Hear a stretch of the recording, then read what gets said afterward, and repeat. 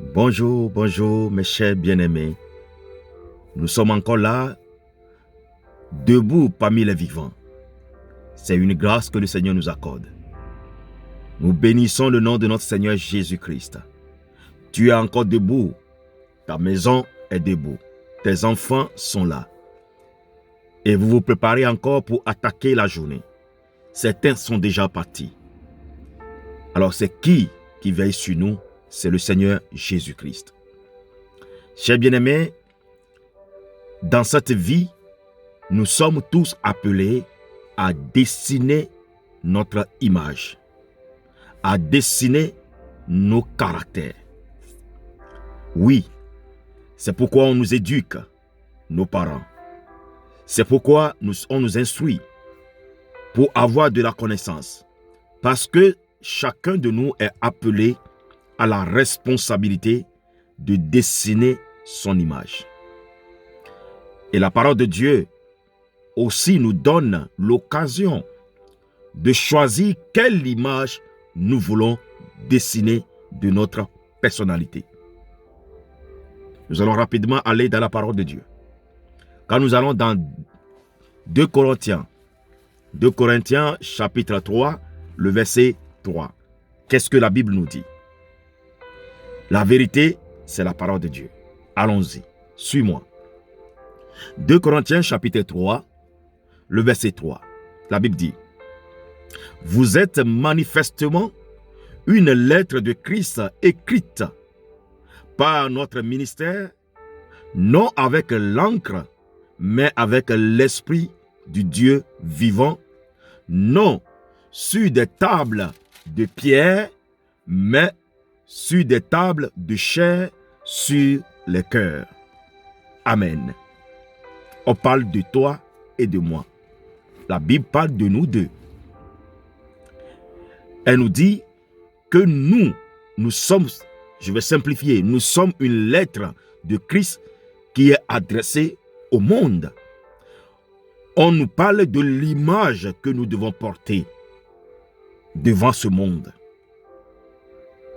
Nous sommes une lettre que Christ a écrite à ce monde.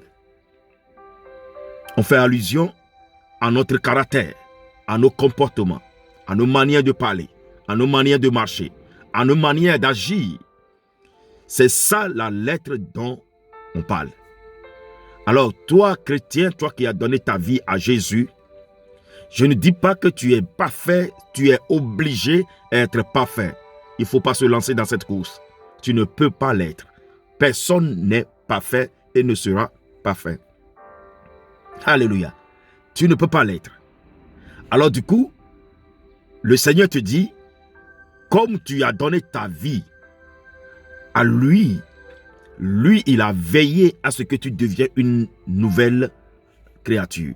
Le Seigneur a veillé, lui-même, il a veillé à ce que tu deviennes une nouvelle créature. Et il a tout fait pour effacer des choses anciennes, c'est-à-dire les condamnations qui étaient sur toi. Il les a gommées. Il a tout fait pour changer ta mentalité, ta manière de penser, ton système de pensée. Il a tout fait.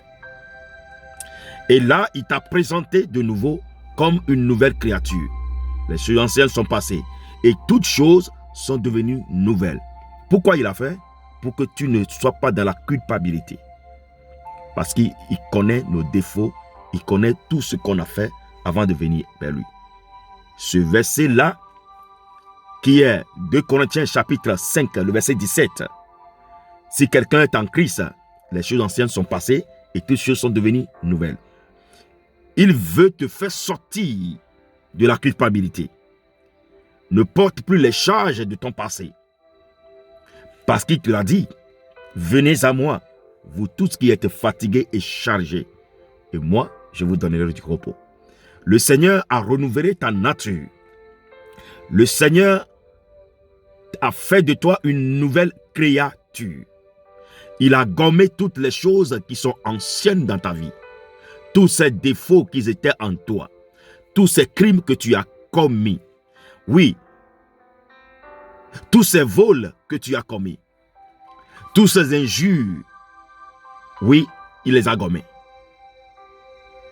Vous voyez, tous ces comportements que nous savons bien, Jésus dit, il a tout enlevé. Alors il a fait de toi une nouvelle créature pour que tu ne te culpabilises pas.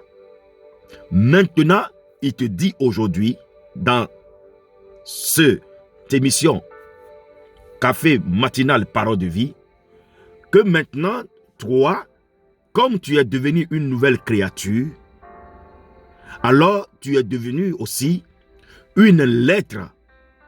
Tu as la lettre que Jésus-Christ a écrite à ce monde. Si on te voit, on doit voir l'image de Christ en toi. Malgré que tu es humain, malgré que tu as des côtés humains, mais l'image de Christ doit refléter en toi. Maintenant, il nous dit que tu as une lettre, que nous sommes une lettre adressée, une lettre de Christ qui est adressée à ce monde. Mais cette lettre n'est pas écrite sur une table de pierre. Non, non, non, non, non.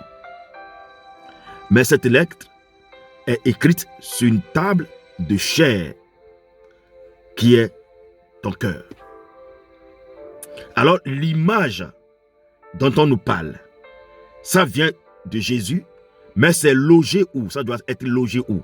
Ça doit être logé dans ton cœur. Quand la Bible nous dit, c'est pas l'abondance du cœur que la bouche parle.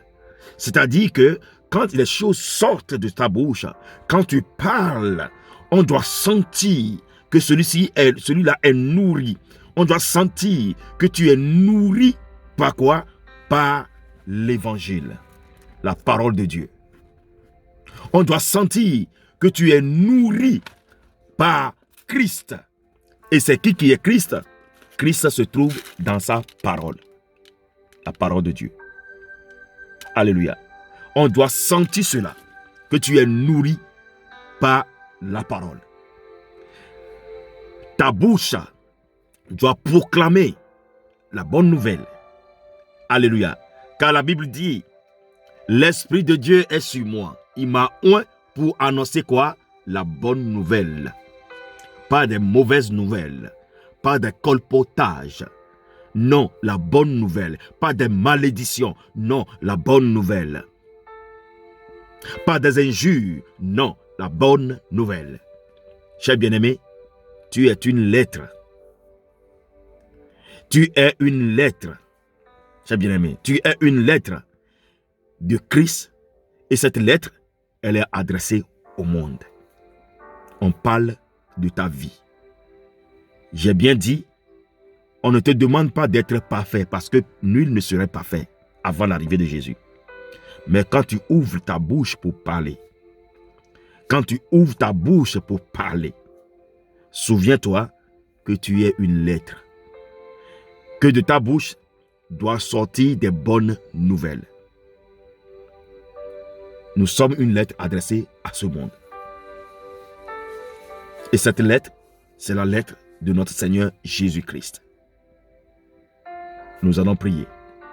Nous allons demander au Seigneur. Parce qu'on nous a dit que c'est par l'Esprit que cette lettre est écrite. Oui, c'est par l'Esprit que cette lettre est écrite dans nos cœurs. Pas sur la pierre, mais sur la chair de notre cœur. C'est par l'Esprit.